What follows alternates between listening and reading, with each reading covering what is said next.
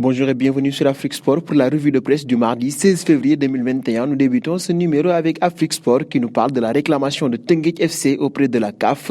Défait par l'Espérance de Tunis en Ligue des Champions, le club rufisquois demande l'annulation pure et simple du but tunisien issu du pénalty marqué à la 44e minute du match. En effet, sur l'action du pénalty sifflé, le club sénégalais souligne que le joueur reçoit le ballon de la main sans augmentation de volume de son corps sur une courte distance et cela fait partie des exceptions sur les lois du jeu.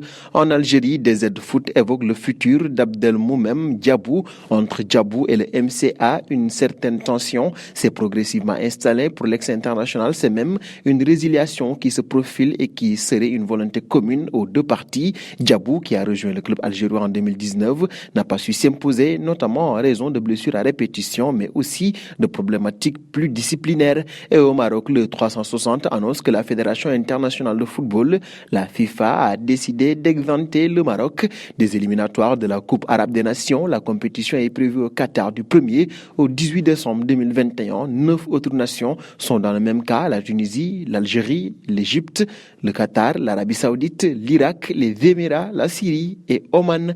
Du côté de la Guinée, Guinée Foot annonce que Victor Kantabadouno, brillant lors du CHAN au Cameroun avec le Sili local, quitte le championnat guinéen. Il a trouvé un accord avec Ujpest Football Club, une équipe de première division en Hongrie. Il s'est engagé sous forme de prêt avec option d'achat jusqu'au mois de juin prochain, selon des informations publiées sur le site officiel. Et en Espagne, Mundo Deportivo vit le choc du jour.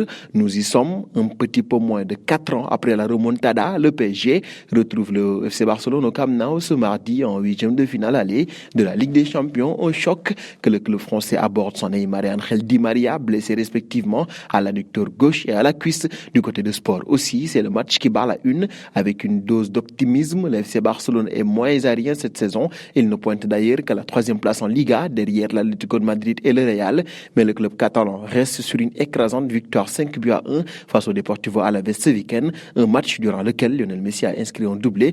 Le septuple Ballon d'Or sera l'élément fort des Blaugrana. Pour Marca, si Messi est la clé barcelonaise en face, il aura comme adversaire Kylian Mbappé, car actuellement les statistiques des deux joueurs sont assez impressionnantes avant la rencontre. Sur leurs 28 derniers matchs, les deux génies ont respectivement inscrit 19 pour Messi et 18 buts pour Mbappé, de quoi faire trembler les défenses des deux côtés du terrain et surtout offrir aux amoureux du football un match légendaire. Terminons en Italie avec Tuttosport qui s'inquiète avec le déplacement de la Juventus au Portugal.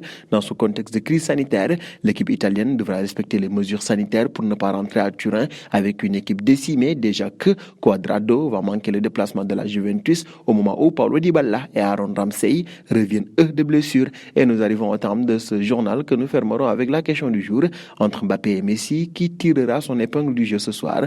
Vos réponses seront attendues en commentaire. En attendant, n'hésitez pas à vous abonner sur Afrique Sport pour ne rien manquer du football continental et international.